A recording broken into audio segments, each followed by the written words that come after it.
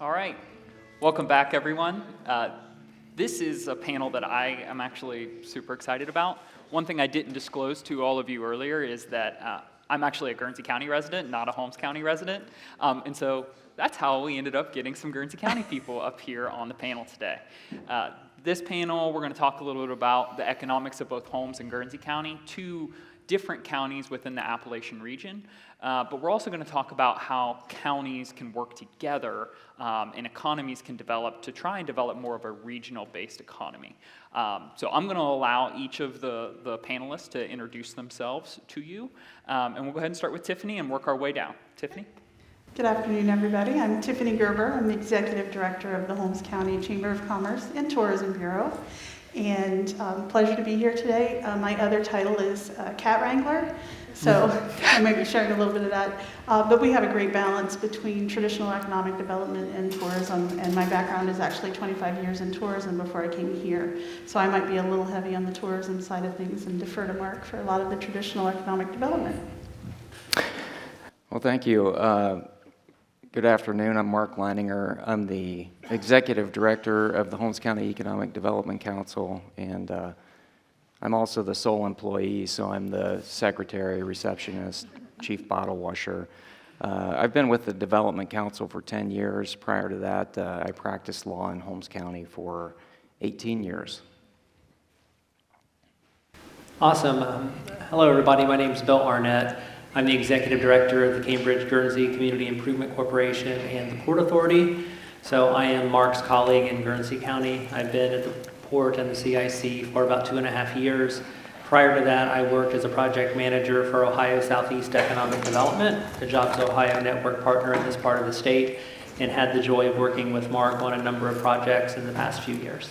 So thanks for having me today.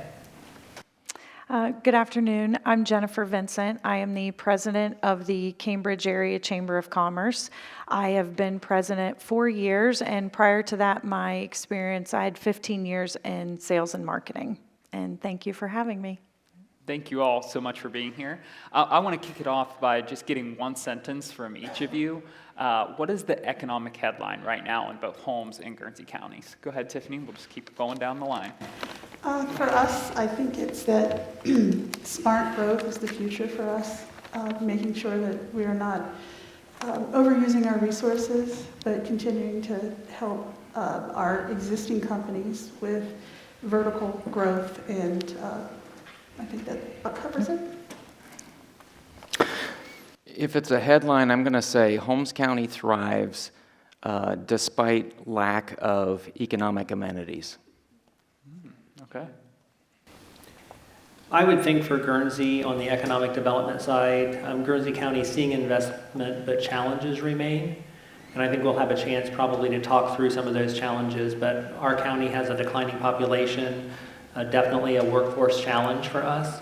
So we're seeing investment, but it's definitely difficult for some of our companies to grow because you just can't find the employees that you need. Yeah, and off of what Bill said, I think that's been the headline for several years, is just the decline in population. But for folks like Bill and myself, we're still pushing forward on that slow economic growth and making it happen. Yeah, great.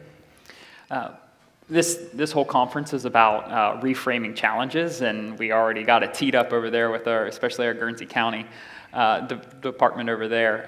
But one thing I want to know is that you all as economic development professionals, when you sit down and you're looking to see if the county is moving in the correct direction, what is the one metric that you all pinpoint or want to see? If you could have one metric that help you discern if you're headed in the right direction, what would it be and why? Tiffany?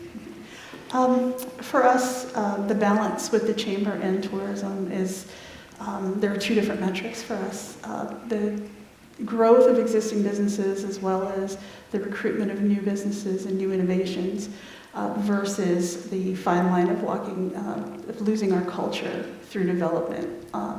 So for me, the measure's on both sides. We want to have great quality of life, but also the job opportunities to keep the youngsters here.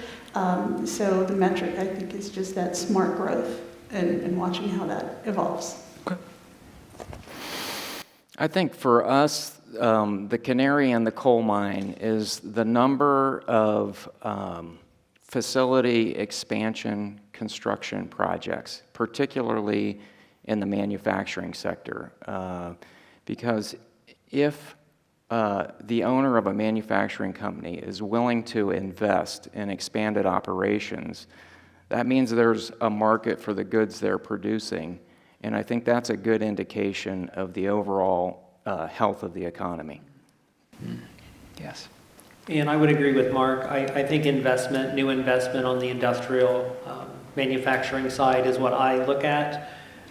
When companies reinvest in facilities or equipment, it likely means, like Mark said, there's a product and a growing market for what they produce. But also, we have a number of companies in Guernsey County that are multinational companies. They're based not locally. So when we see some of our local, facilities reinvest, that makes us feel good about the long-term viability for our local facilities, even though the corporate headquarters might be in New Jersey, it might be in Oklahoma City. So investment really is the thing that I look to see. It's hard to pick a single metric necessarily for the chamber, but I would say the membership as a whole, the strength of it, just seeing the growth, and of course the growth of new businesses coming into the county and into the community. I want to turn it back to Guernsey County over there right away, and ask you all, like, where's the real momentum that both you, Bill, and Jennifer are seeing in Guernsey County, and what's the next domino that needs to fall in order for Guernsey County to really grow economically? Whoever wants to go first is more than welcome. Do you want me to go first? Okay. So the things we're seeing, the big things, what we're excited about, the trailhead. So the Great Guernsey Trail is being expanded, and a new trailhead will be right in our downtown. We are all very excited for what that's going to look like. Other businesses that are going to be opening in the downtown, that is going to happen simultaneously with the trailhead, by luck, really, but a couple large buildings have been purchased. So lots of things coming downtown, but the domino is going to be that we need to reverse the population decline that is going to link next to we need increased housing. Yeah, I would agree with Jennifer. We're seeing a lot of good momentum, not only in Cambridge, but in Byesville. So kind of our two primary communities with downtown redevelopment. Byesville is working on a multi-use facility, a previously used Byesville Elementary School. That will be a place for business and entrepreneurship, for healthcare, for arts and meetings. So we see that as a real positive in Byesville. Jennifer mentioned a lot going on in downtown Cambridge. And then from the kind of traditional economic development point of view, we're spending a lot of time working on site development. So for me, the next domino is we need more shovel-ready sites for industrial development and more modern industrial buildings. We have a few buildings that are on the market. Many of them are older, low ceilings, challenges for modern manufacturing. So I think for industrial development, we need some more shovel-ready sites and buildings. Yeah. And just want to stay on you guys real quick. Is there anything in the works? I've heard this concern a couple times. Obviously, I'm very aware of it living in Guernsey County. But the youth retention issue, the brain drain issue, as many people are aware of in Appalachia, what's in the works in Guernsey County to try and address those things without sending you guys on too much of a rabbit hole? Because I know there's a lot going on that front. Bill has started a youth retention task force, so that's our one big thing. There's smaller scale things that in the last few years as a chamber we've tried to do.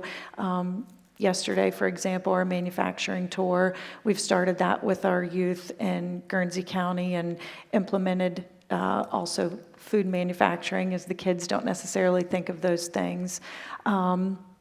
at our Home Garden and Business Expo in the spring, we have started bringing the kids in on one of the days to let them see other businesses, not just manufacturing, what is offered. And of course, you know, Austin, last year we had you speak to the kids and talk to the kids about why you would want to move back to Guernsey County, you know, after college. So it's exposing the kids to, it's not just manufacturing, it's not just the, as they put it, there are, you know, lower paying jobs, but to let them know there are opportunities for attorneys and, you know, engineering in the manufacturing facility, just to expand their minds to understand there's more than what they see. So that's one way we've started.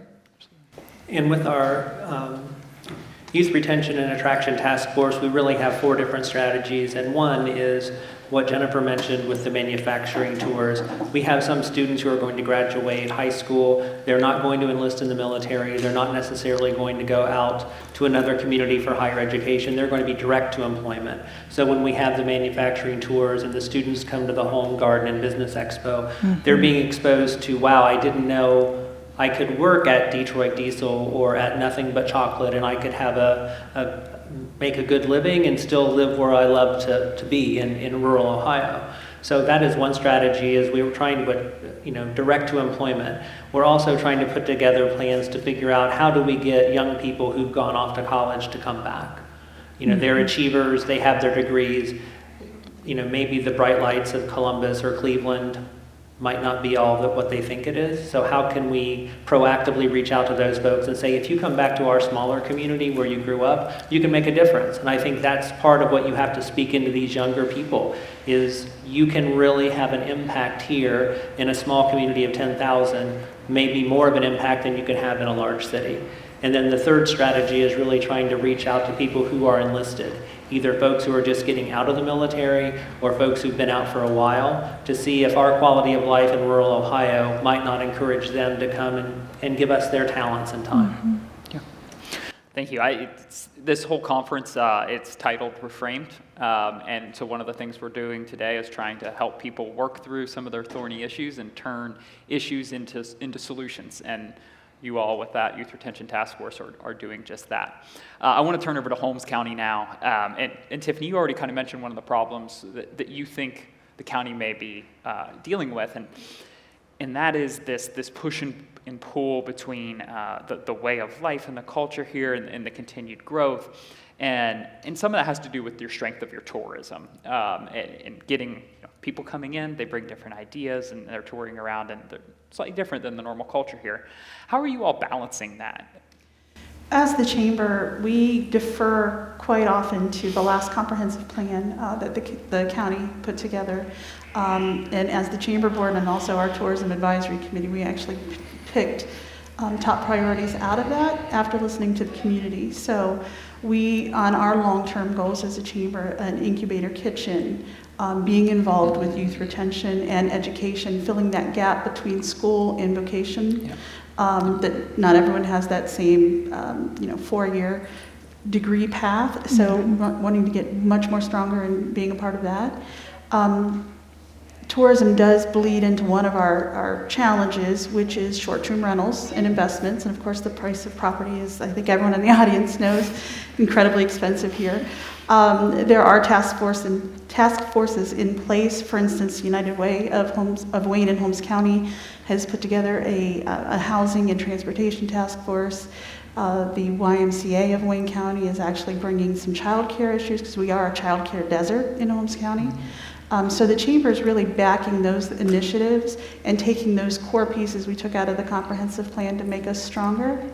One of the interesting bits of feedback we get is that a lot of our young people fresh out of school or haven't made their way in the world, they want to come back, but it's not affordable right now. And we do, and Jim actually covered a lot of what I was going to share. We have a fantastic hospital, and as a resource to the community, it's very necessary. However, the recruitment is really tough.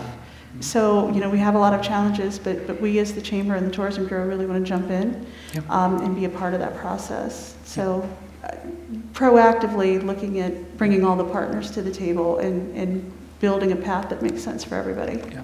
Sounds like a lot of similar issues to Guernsey County, but maybe going to have some different solutions or slightly different ways of going about it. Mark, what are your thoughts on that? How are you balancing it in your role? Well, I'll just say I've been with the Development Council for 10 years, and I've met with a number of businesses during that time. And consistently, the number one challenge that they identify when we talk is availability of workforce, not quality, but availability.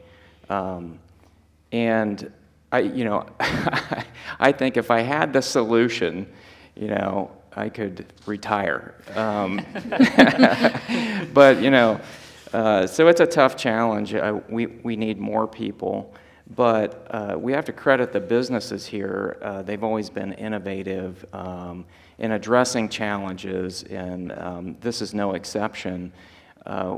When you visit some of these companies and you see the type of amenities that they've created for their employees, the unique benefits that they offer, some companies will offer a cabin for use of their employees for the weekend, or they may have a driving range in their facility, no lie, an archery range. So there have been some interesting things like that, and so I think they're kind of taking the ball in their own hands and coming up with solutions. For our part, we regularly do a wage and benefit survey. And so you may not think of that as a traditional solution but it helps inform compensation. It enables companies to evaluate the competitiveness of their compensation, which is important if you're trying to attract and retain workforce. Looking ahead in terms of partnerships, Tiffany and I are putting together an educational event in January to share some best practices for employee attraction retention. So stay tuned for that. More to come. Yeah. And Go we ahead. had success last January. We partnered to talk about succession planning, because that's something else that's definitely a challenge in Holmes County, and something, and Jim alluded to it, that succession planning and making sure that there's a plan in place and not waiting until it's necessary, but having that plan. So those kind of partnerships, I think, cover between the chamber membership and the partners that Mark has, we're able to really get the word out and build some strategies out of those. I will add that when I took the position as director of the chamber, I never thought that my number one challenge would be more jobs than people. It was the opposite of what I thought it would be. So, Yeah. In some ways, a good problem to have. Yeah. Yeah, and if you look, so the state publishes data monthly, usually, on unemployment. And we have, during my tenure with the EDC, been lowest or bottom three lowest unemployment in the state. So a good problem to have, but it does create challenges. Right. Absolutely. And I wanted to highlight one thing that Mark said. You talked about all of the amenities that some of the employers are adding up here. If anyone is confused about how to understand the younger generation, all we want to do is have fun when we work. So it's really kind of simple. It's not that we're not hard workers. We just want to have fun while we're doing it. And so some of those little creative ideas are very helpful. And I think, Megan alluded to that a lot in her presentation earlier. We have about 7 minutes left on the panel. So I want to go ahead and jump right into something that I challenged you all with when we had our pre-panel discussion a couple weeks back. And that was with a lot of the similarities that we're hearing on the stage here with your main problems: affordability and availability of housing, affordability and availability of people to take jobs. What are some ways that two counties that have economies that rely on different sectors could work together to help push the regional economy. Because I think if we had Coshocton County and Tuscarawas County and Monroe County up here, we'd probably hear very similar problems. I think all of Eastern Ohio struggles with similar things. So if you guys had any thoughts on that since we talked, Tiffany, do you want to start? Sure. There are some models in place just on the tourism side, and Holmes County and Guernsey County are a little different in that you have a separate chamber and convention, or visitors and convention bureau, where ours is housed in one office. But on the tourism front, there are several partnerships through Omega, which is our regional local development district. We are partnering to actually, it's a 10-county region, and there are actually some marketing co-ops in place. A shout out to Creative Quo, who helped us with those messages. So there's a model there, and I think resources like Ohio Southeast and Omega, the resources are there for us to utilize for those partnerships. Yeah, I probably shouldn't speak honestly here, but we're always trying to figure out ways to steal Bill's employees.